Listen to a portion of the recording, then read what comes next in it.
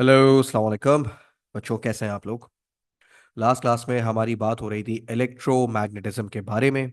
क्या होता है इलेक्ट्रोमैग्नेटिज्म, इसके बारे में मैं आपको ऑलरेडी बता चुका हूं कि मैग्नेटिज्म यानी मैग्नेटिक प्रॉपर्टीज सिर्फ मैग्नेट्स के पास नहीं होती, बल्कि मैग्नेटिक पावर्स, मैग्नेटिक प्रॉपर्टीज या मैग्नेटिज्म इलेक्ट्रिसिटी के पास भी होती है।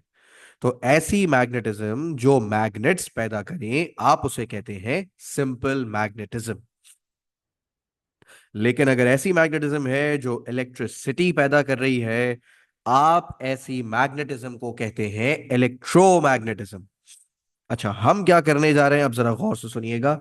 हम इलेक्ट्रोमैग्नेटिज्म पढ़ ही रहे हैं। हम ये बात जानते हैं कि अगर एक वायर, एक तार, उसमें अगर करंट दौड़ रहा हो, वो तार अपने गिर्द, अपने अराउंड क्या पैदा करती है?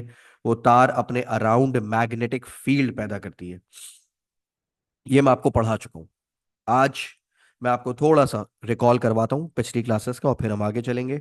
लास्ट क्लास में मैंने आपको बताया था कि अगर आपने मैग्नेटिक फील्ड के अंदर एक करंट कैरियंग कंडक्टर रख दिया, तो एक्चुअली यहां पर दो दो मैग्नेटिक फील्ड्स हैं। एक मैग्नेटिक फील्ड वो है जो मैग्नेट्स प्रोड्यूस कर रहे हैं, एक मैग्नेटिक फील्ड वो है जो यहां पर करंट कैरियंग कंडक्टर या करंट कैरियंग रॉड प्रोड्यूस कर रही है।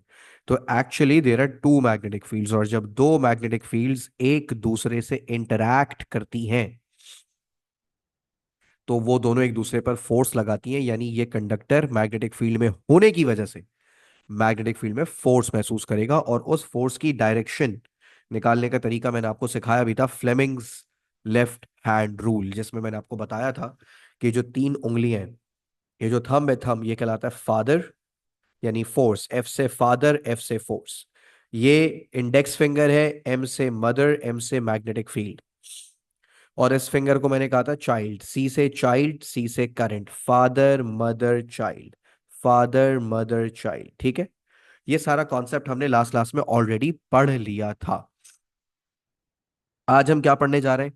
आज हम एक बहुत ही जबरदस्त कॉन्सेप्ट करने जा रहे हैं, force between current carrying conductors when currents are in the same direction. और इसके नेक्स्ट पेज पे देखें क्या लिखा हुआ है, when currents are in the opposite direction. मैं एक काम करता हूं, मैं आपको बहुत सिंपल सा कॉन्सेप्ट समझाता हूं।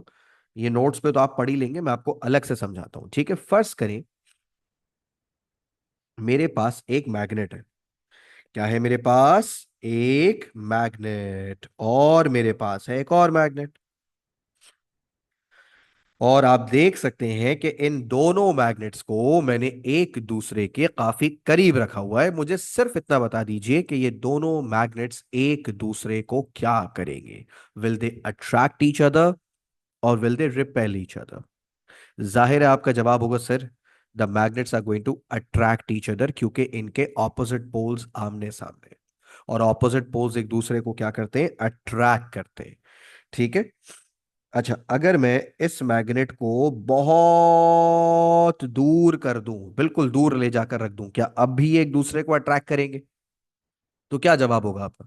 आपका जवाब होगा सर, हो सकता है ये एक दूसरे को अट्रैक्ट करें, या हो सकता है ये एक दूसरे को अट्रैक्ट ना करें। डिपेंड्स कि मैग्नेटिक फील्ड्स क्या एक दूसरे की इंटरैक्ट हो रही है या नहीं हो रही। क्या ये एक दूसरे की मैग्नेटिक फील्ड से इंटरैक्ट कर रहे हैं या नहीं कर रहे हैं? क्या मतलब है भाई? देखो ना, आपको पता है कि इस मैग्नेट के अराउंड इसकी मैग्नेटिक फील्ड होगी, और इस मैग्नेट के अराउंड इसकी मैग्नेटिक फील्ड होगी।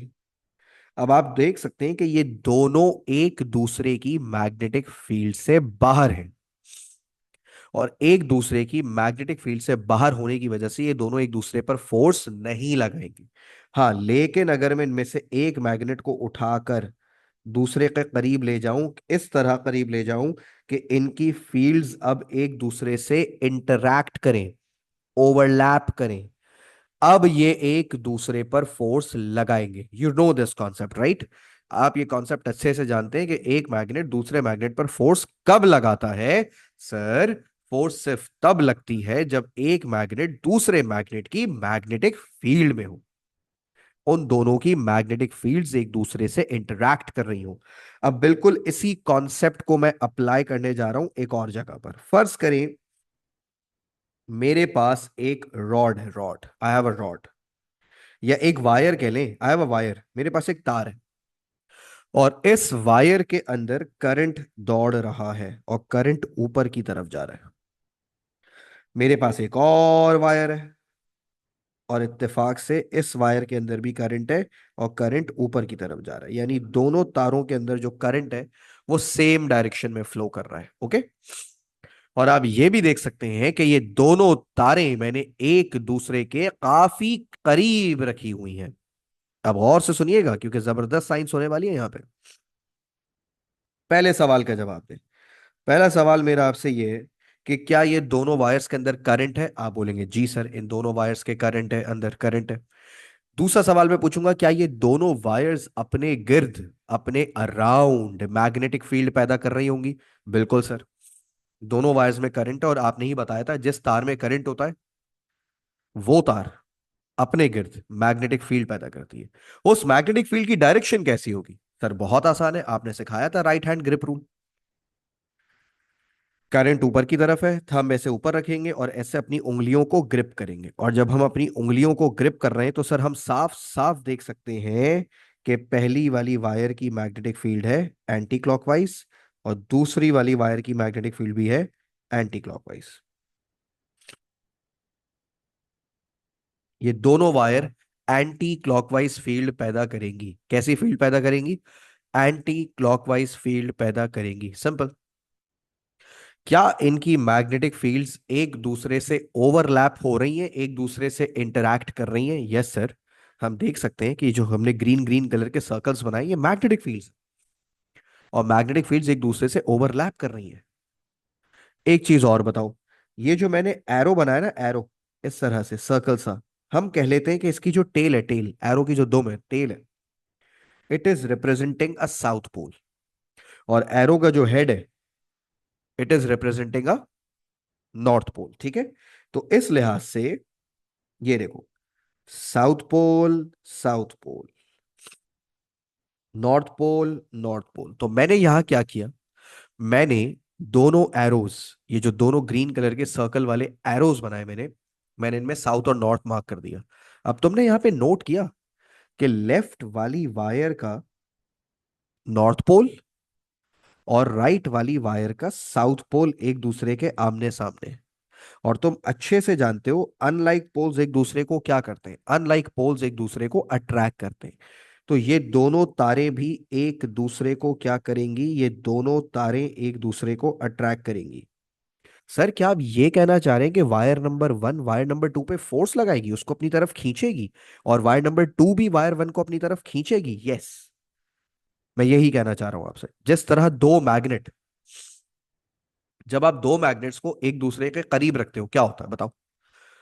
सर बहुत आसान है, जब हम दो मैग्नेट्स को एक दूसरे के करीब रखते हैं तो दो मैग्नेट्स एक दूसरे पर फोर्स लगाते हैं, एक दूसरे को या अट्रैक्ट करते हैं या रिपेल करते हैं, है ना? दो मैग्नेट्स एक दूसरे को या अट्रैक्ट करते हैं या रिपेल करते हैं। बिल्कुल वैसे ही दो वायर्स भी एक दूसरे को या अट्रैक्ट करती हैं या रिपेल करती हैं। क्लियर हो गया? जिस तरह दो मैग्नेट एक दूसरे को अट्रैक्ट या रिपेल करते हैं, दो वायर्स भी एक दूसरे को अट्रैक्ट या रिपेल करती हैं। यहां पर दोनों वायर्स एक दूसरे को अट्रैक्ट कर रही हैं। दोनों के अंदर करंट ऊपर जा रहा था, यानी दोनों के अंदर करंट सेम डायरेक्शन में था, दोनों की मैग्नेटिक फील्ड पैदा हुई। अब तुम नोट करो दोनों की मैग्नेटिक फील्ड किस तरह से प्रोड्यूस हुई है। लेफ्ट वाली वायर का नॉर्थ पोल राइट वाली वायर के साउथ पोल के सामने आ रहा है, और आप भी जानते हैं कि अनलाइक पोल्स एक दूसरे को अट्रैक्ट करते हैं। अच्छा एक काम करते हैं, एक और एग्जाम्पल लेते हैं, बेहतर समझ आएगा। फर्ज करो मेरे पास एक और वायर है, इस वायर में करंट जा रहा है ऊपर की तरफ, लेकिन इसके बराबर वाली वायर में करंट जा रहा है नीचे की तरफ। एक वायर में करंट ऊपर जा रहा है, एक वायर में करंट नीचे आ रहा है। अब जरा गौर से सुनना, ये बड़ा इंटरेस्टिंग होने जा रहा है भाई, pay attention. Check this. Left वाली वायर की जो मैग्नेटिक फील्ड है ना, आप राइट हैंड ग्रिप रूल लगा के देखो, लेफ्ट वाली वायर की मैग्नेटिक फील्ड आ रही है एंटी क्लॉकवाइज, लेकिन राइट वाली वायर में करंट नीचे जा रहा है, और नीचे जाने की वजह से जो इसकी मैग्नेटिक फील्ड आ रही है, आप नोट करो मेरे हाथ के मूवमेंट को देखो, जो मैग्नेटिक फील्ड आ रही है वो क्लॉकवाइज आ रही है। अब अगर मैं रूल लगाऊं, एरो की टेल को बोल देते हैं साउथ पोल और एरो के हेड्स को बोल देते हैं नॉर्थ पोल। इस लिहाज से तुम नोट करो किस वायर का कौन सा पोल आमने सामने? तुम नोटिस करो, लेफ्ट वाली वायर का नॉर्थ पोल और राइट वाली वायर का नॉर्थ पोल, दोनों के नॉर्थ पोल एक दूसरे के सामने सामने, और नॉर्थ पोल नॉर्थ नॉर्थ को लाइक पोल्स एक दूसरे को क्या करते हैं? लाइक पोल्स एक दूसरे को रिपेल करते हैं। तो यहां पर पता ये चला कि ये दोनों वायर्स एक दूसरे को रिपेल करेंगे, अट्रैक्ट नहीं करेंगे। क्लियर है?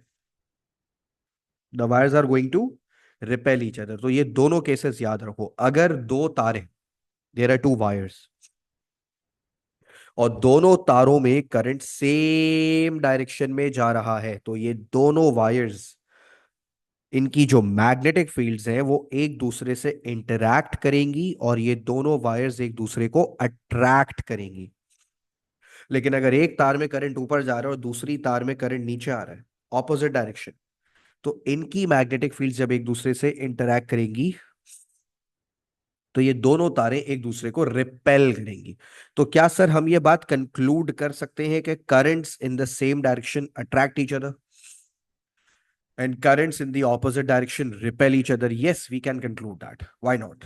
अब मैं काम करता हूं, मैं आपको उसके नोट्स दिखाता हूं ताकि आप रीडिंग भी कर सके। ठीक है? ये देखें, यहाँ पे सारा रीडिंग मटेरियल मौजूद है। पहला केस क्या लिखा हुआ है? पहला केस लिखा हुआ है when currents are in the same direction, और नीचे लिखा हुआ भी है the magnetic fields due to current in each wire interact with each other and the wires attract. और नीचे देखें, आपको कंबाइंड मैग्नेटिक फील्ड का पैटर्न भी दिखाई दे रहा है। इमेजिन करें दो कार्डबोर्ड है, और दोनों कार्डबोर्ड में आपने सुराख कर दिए, होल्स कर दिए, और दोनों कार्डबोर्ड से आप क्या पास कर रहे हैं? दोनों कार्डबोर्ड से आप वायर पास कर रहे हो। और देखिए दोनों में डॉट बना हुआ है, डॉट का मतलब होता है आउट ऑफ द पेज। ये मैं भी आपको दोबारा बना के भी दिखाता हूं, परेशान नहीं हो। बस ये याद रखें कि ये वाली जो मैग्नेटिक फील्ड का पैटर्न है ना, ये जो नीचे बना हुआ है, ये पैटर्न तब बनता है जब वायर्स एक दूसरे को अट्रैक्ट करें। और ये देखें ऑपोजिट पेज पर आए, अलग दूसरे पेज पर आए, यहाँ क्या लिखा हुआ है? यहाँ क्या लिखा हुआ है? यहाँ लिखा हुआ है when currents are in the opposite direction. अगर दो तारें और दोनों में करंट ऑपोजिट डायरेक्शन में फ्लो कर रहे हैं, तो ऐसी दो तारें ये एक दूसरे को अट्रैक्ट नहीं करेंगी, ये एक दूसरे को रिपेल करेंगी। ऐसी तारें एक दूसरे को रिपेल करती हैं। क्लियर है? क्योंकि इनमें करंट ऑपोजिट डायरेक्शन में फ्लो कर रहा है। और नीचे देखें, नीचे रिपल्शन का पैटर्न भी बना हुआ है। मैं एक काम करता हूं, मैं इन दोनों पैटर्न्स की आपको ड्राइंग सिखा देता हूं, क्योंकि ये ड्राइंग पेपर में आती है। पहले मैं आपको ड्राइंग सिखाता हूं, और ड्राइंग सीखने के बाद हम इसके पास पेपर के क्वेश्चंस भी देखेंगे। Don't worry. सबसे पहले मैं आपको ड्राइंग सिखाता हूं। देखें भाई, फर्स्ट करें आपके पास एक ही कार्डबोर्ड है, और एक कार्डबोर्ड में एक ही होल हुआ है, वन होल। ठीक है? और इस होल में से आपने गुजार दिया एक वायर, और वायर में जो करंट है ना, करंट वो ऊपर की तरफ फ्लो कर रहा है, ऊपर की तरफ। अब आप जरा लगाएं, राइट हैंड ग्रिप रूल लगा के बताएं, मैग्नेटिक फील्ड कैसी होगी, एंटी क्लॉकवाइज या क्लॉकवाइज? जाहिर है आप बोलेंगे sir the magnetic fields are anti clockwise. ठीक है, और मैं इसके सर्कल्स भी बना देता हूं।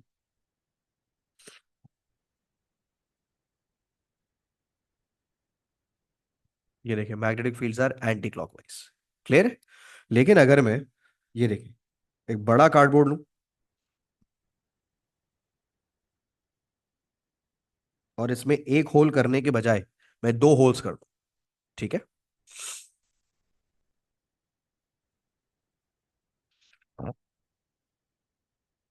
और दोनों में करंट ऊपर की तरफ फ्लो कर रहा है, दो वायर्स पास करवा दिए, और दोनों वायर्स में जो करंट है वो कहाँ फ्लो कर रहा है?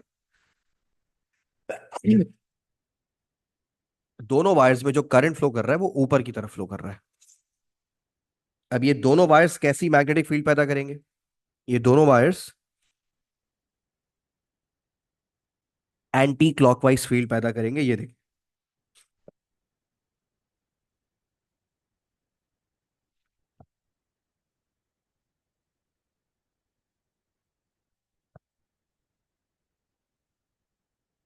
तो क्या आपको इस तरह का पैटर्न मिलेगा?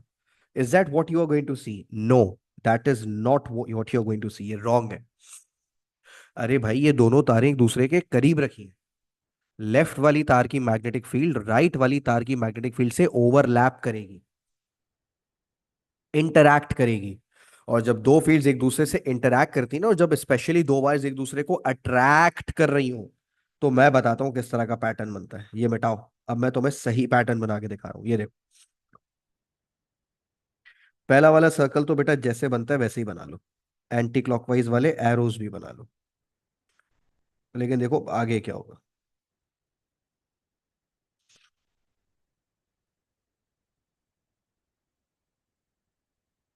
इस तरह का पैटर्न बनेगा तुम्हारे सामने, ये देखो।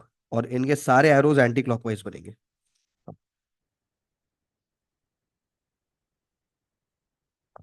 और उसके बाद थर्ड सर्कल भी ऐसा ही बनेगा। और इसके एरोज भी कैसे बनेंगे?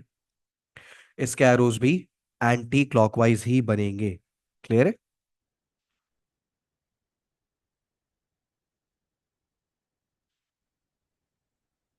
और इस तरह से आपका मैग्नेटिक फील्ड का पैटर्न तैयार हो गया। प्लीज रिमेंबर, ये पैटर्न कब दिखाई देता है? व्हेन वायर्स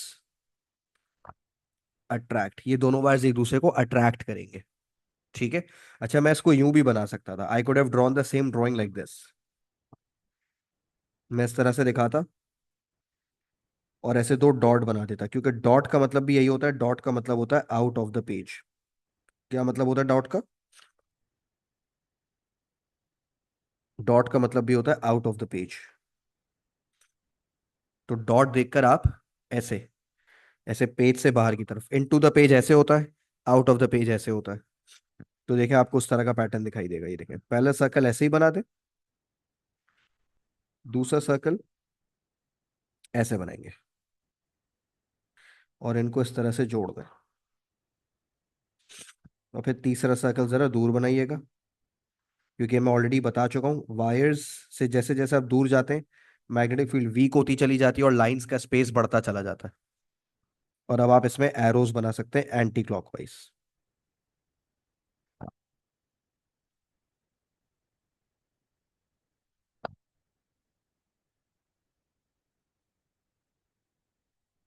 ये आपकी डायग्राम रेडी है। अच्छा सर, क्या हो अगर एक तार में करंट ऊपर जा रहा हो और एक तार में करंट नीचे आ रहा हो? वो भी बना के दिखा देता हूँ, बहुत आसान है, ये देखें।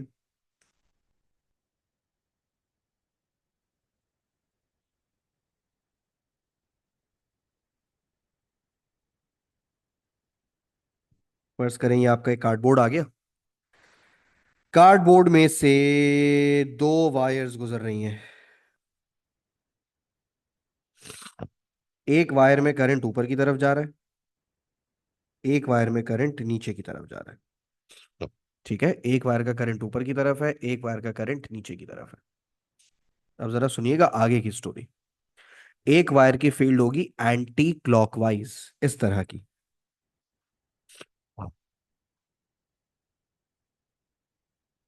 ये देखें, ये एंटी क्लॉकवाइज फील्ड है। और एक वायर की फील्ड होगी क्लॉकवाइज, क्योंकि उसकी जो करंट की डायरेक्शन है वो इनटू द पेज है। तो क्या इस तरह का पैटर्न बनेगा?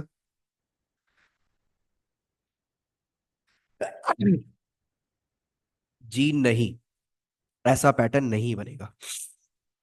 ऐसा पैटर्न क्यों नहीं बनेगा, मैं आपको बताता हूं। ये दोनों वायर्स एक दूसरे के करीब रखी हैं, इनकी मैग्नेटिक फील्ड्स एक दूसरे से इंटरैक्ट करेंगी, ओवरलैप करेंगी। और ये दोनों एक दूसरे को रिपेल करेंगी, क्योंकि इनकी डायरेक्शंस ऑपोजिट है। तो किस तरह का पैटर्न बनेगा मैं आपको बताता हूँ। तबीयत बहुत खराब है, बड़ी मुश्किल से पढ़ा रहा हूँ मैं। किस तरह का पैटर्न बनेगा मैं बताता हूँ आपको। ये देखें भाई, पहले पहले सर्कल तो आप ऐसे ही बना दें। अब दूसरा सर्कल देखिएगा।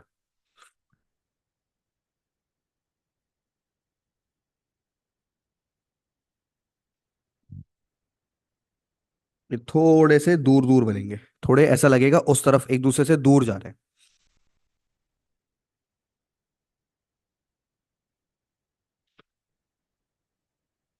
कुछ इस तरह का पैटर्न आपको दिखाई देगा। ये देखें, ये वाले सारे आप एंटी क्लॉकवाइज बनाइएगा, और ये वाले सारे आप क्लॉकवाइज बनाइएगा। हाँ? और जो बीच में जो लाइन सी बनाई हुई है मैंने, उस लाइन पे सारे एरोज ऊपर की तरफ बनेंगे, क्योंकि आप देखें सारे एरोज आपको ऊपर जाते हुए महसूस होंगे। इधर से क्लॉकवाइज बनाए, इधर से एंटी क्लॉकवाइज बनाए, तो बीच में से सारे एरोज आपको ऐसे ऊपर जाते हुए दिख रहे होंगे। तो इस तरह का पैटर्न कब बनता है? इस तरह का पैटर्न बनता है व्हेन वायर्स रिपेल। ये इस तरह भी पूछा जा सकता था, मैं आपको बताता हूं, ऐसे भी तो बन सकता था ये देखें, एक जगह आप डॉट बनाते, एक जगह आप क्रॉस बनाते। डॉट का मतलब होता है, क्या मतलब होता है डॉट का? Out of the page. Cross का मतलब होता है इनटू द पेज। तो एक तरफ बनती एंटी क्लॉकवाइज फील्ड।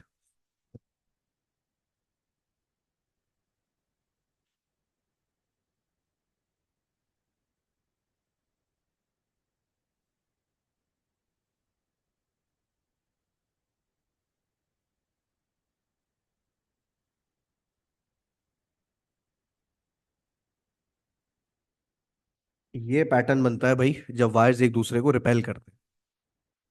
ये देखें, ये सारे एरोस एंटी क्लॉकवाइज बनेंगे, और ये सारे एरोस क्लॉकवाइज बनेंगे।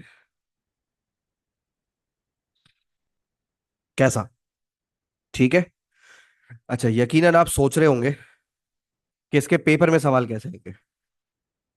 तो मैं आपको एक काम करता हूं, मैं आपको डायरेक्ट पास पेपर के क्वेश्चन सिखाता हूँ। ठीक है? जब आप पास पेपर के दो चार क्वेश्चंस देख लेंगे, गलतियां कर लेंगे, तो गलतियों से ही आप सीख भी जाएंगे, परेशान होने की जरूरत ही नहीं है। ठीक है? Let's see some past paper questions. चलें भाई, जो सबसे पहला क्वेश्चन आप करने जा रहे हैं वो है क्वेश्चन नंबर 15। जल्दी से करें क्वेश्चन नंबर 15, जल्दी से। बच्चों, सवाल बहुत आसान है। दो वायर्स की बात हो रही है, आप नोट करें, एक में क्रॉस बना हुआ है, एक में डॉट बना हुआ है। और जब क्रॉस और डॉट आ जाए तो मतलब एक का करंट है इनटू द पेज, एक का करंट है आउट ऑफ द पेज। तो एक बात तो तय है कि ये दोनों वायर्स एक दूसरे को रिपेल करेंगे। और रिपल्जन का पैटर्न कैसा होता है, सुने। देखिए, यहां तो पैटर्न्स ही गलत बने हुए ना, यहां तो इंटरैक्शन हो ही नहीं रही, मैग्नेटिक फील्ड्स आपस में इंटरैक्ट कर ही नहीं रही।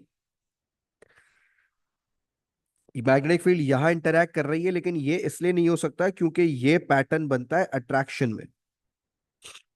सही जवाब है सी। ये पैटर्न बनता है रिपल्जन में। The right answer is C. Clear हो गया?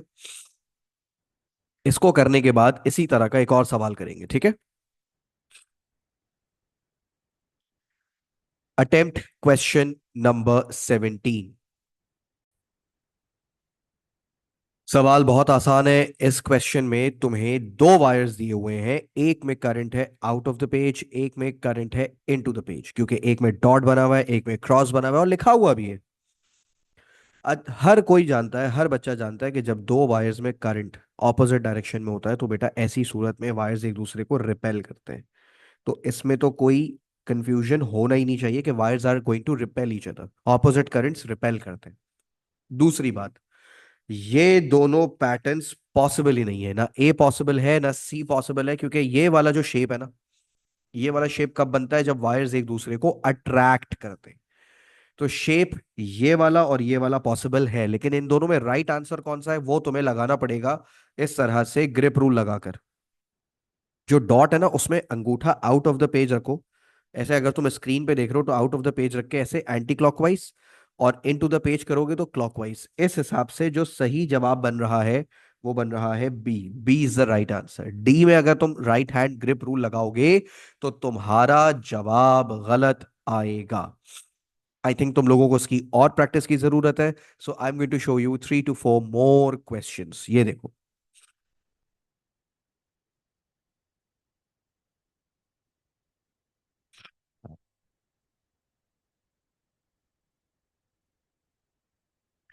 क्वेश्चन नंबर 35, जल्दी करो। मेरे बच्चों, ये सवाल भी बहुत आसान है। इस क्वेश्चन में भी तुम्हें दो वायर्स दिए हुए हैं, एक में क्रॉस बना हुआ है, एक में डॉट बना हुआ है। तुम अच्छे से जानते हो, जब क्रॉस और डॉट आ जाए, यानी एक में करंट है आउट ऑफ द पेज, एक में है इनटू द पेज, तो ऐसी सूरत में वायर्स एक दूसरे को रिपेल करते हैं। और ये दोनों पैटर्न्स हो ही नहीं सकते, क्योंकि ये दोनों पैटर्न्स होते हैं अट्रैक्शन के।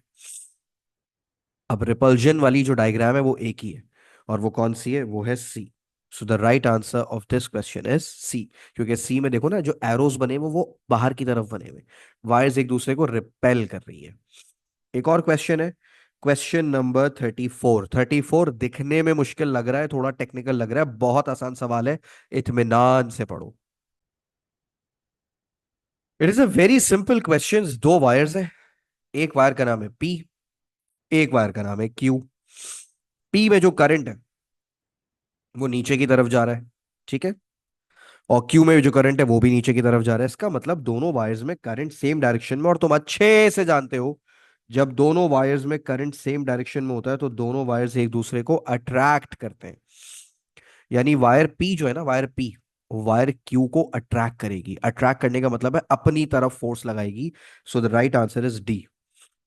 बच्चे पूछते हैं, सर ये कैसे हुआ? अरे भाई, वायर पी वायर क्यू को अट्रैक्ट करेगी ना, अपने पास बुलाएगी। तो अपने पास बुलाने का क्या मतलब है? अपनी तरफ फोर्स लगाएगी। D is the right answer, simple. समझ आ रही है बात?